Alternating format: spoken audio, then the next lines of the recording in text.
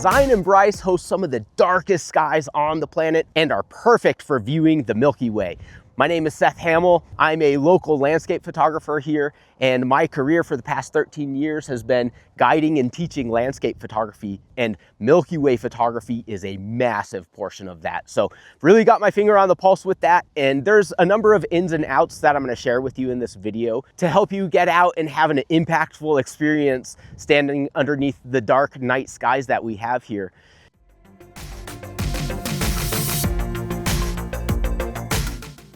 So in this video, I'm going to share with you when to view the Milky Way. Also going to share with you how the moon cycle influences the viewing opportunities. I'll share the best places to view the Milky Way in both Zion and Bryce National Parks.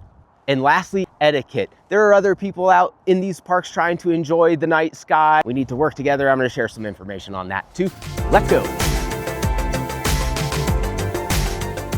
Okay, first thing, when to see the Milky Way. Now, before we really jump into that, I just want to clarify one thing here. When I say the Milky Way, I'm actually referring to the core of the Milky Way. So if you look at this photo right here, this photo is actually of the dome. I live off grid up in the mountains outside of Zion National Park. I found my little paradise up there. You'll see this section right here. This is the core of the Milky Way.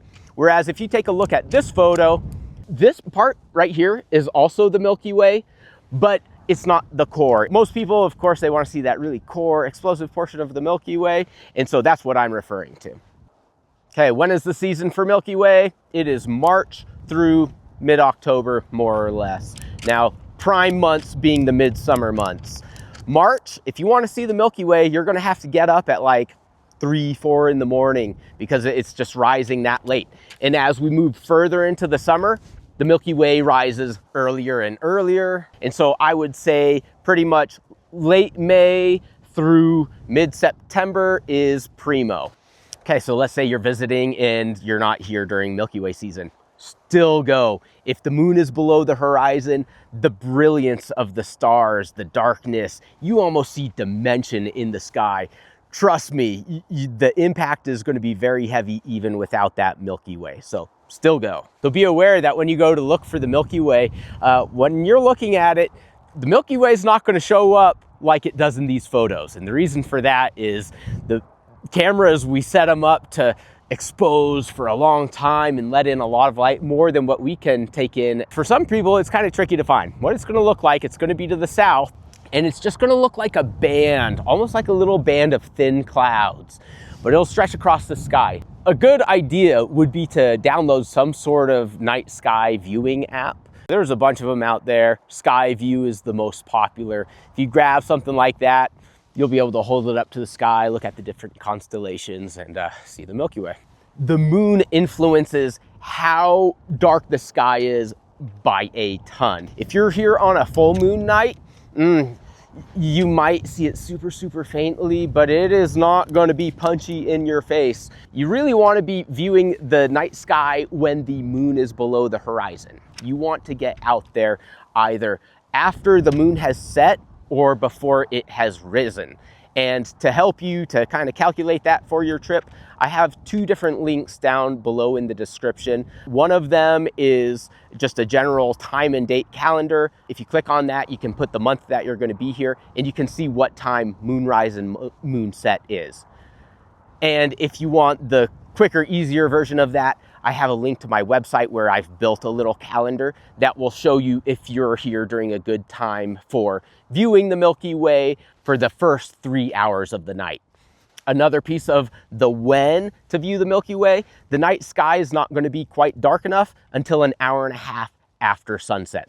By the way, shameless little plug here. One of the things I do in my work is I guide and teach Milky Way photography tours. If you're interested in that, no matter what level of photographer you are, or whether you even have a camera or not, you can do this tour. I have professional lens camera, like as legit as it gets for astrophotography for rent.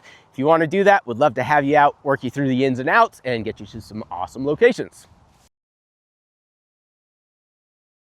Okay, before we fully jump into where to see the Milky Way in Zion and Bryce, I really want to touch on etiquette because it's going to affect all of your guys' experience. Artificial lights, flashlight, car headlamps, those really interfere with night vision. If you're shining your light in someone's face, you know, it's going to take them a while to be able to see the night sky properly again. You know, if you're driving into a parking lot or a little pull out to go look at the night sky, instead of leaving your headlights on while you're talking, getting things ready, turn them off right away. There's probably other people out there trying to enjoy the same experience you're trying to have.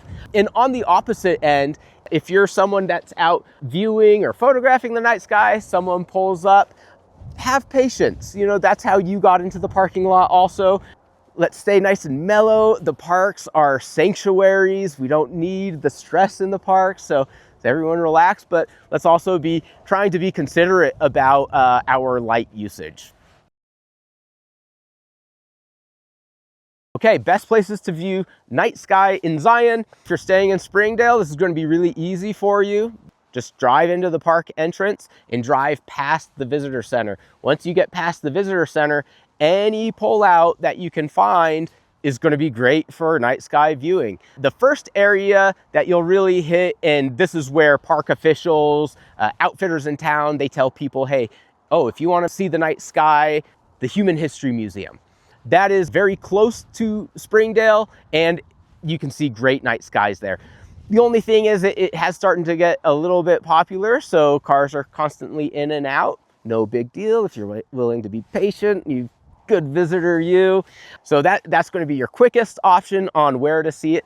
Now, if you want to have a more intimate, quieter, darker experience with it, I would recommend driving past the Human History Museum and drive up and go through the mile-long tunnel that is right here. That's this section. And so what this is doing is bringing you to the east side of Zion National Park. And this entire east side, this section right here, is going to be monstrously dark. This is super, super dark, and there's cool formations because the rock is kind of bright and white. It's reflective. You can see detail in the landscape of Zion just from the light of the stars. It's really amazing up there. Okay, if you're visiting Zion and you are staying down in St. George, Laverkin, or Hurricane, I would recommend going up the Kolob Terrace Road. Kolob Terrace is right here, and pretty much as soon as you start driving up that road, you're getting into really dark territory, so just drive up for a while, find a pullout, and it's going to be great night sky viewing up there. Okay, next is Bryce. Bryce is really easy because it's quite a bit more remote than Zion, and they just don't have light pollution around that area as much. So most likely you're staying in the Bryce Canyon Lodge, or you're staying at Ruby's Inn, one of those Best Westerns out in Bryce Canyon City. Best places to view the Milky Way out in Bryce: Sunrise Point, Sunset Point, Inspiration Point, Bryce Point. Those are the best. You're going to be overlooking the huge amphitheater of hoodoos, and Milky Way is jamming. You'll be able to see it great up there. Okay, guys, well, thanks a lot for watching till the end. My buddy Andrew Hertel. Howdy. He just rolled in from California. We're going to go into the park. We're about to get a monster winter storm here in Zion, so we're going to go chase that. But I figured I'd give you a quick introduction. We run workshops together. He's a great black and white photographer, and we're doing Death Valley workshop, running that together. In December 2026. I'll put a link in below. But thanks again for watching. Hope that was really helpful for you. If it was, appreciate a subscribe, and see you in the next video.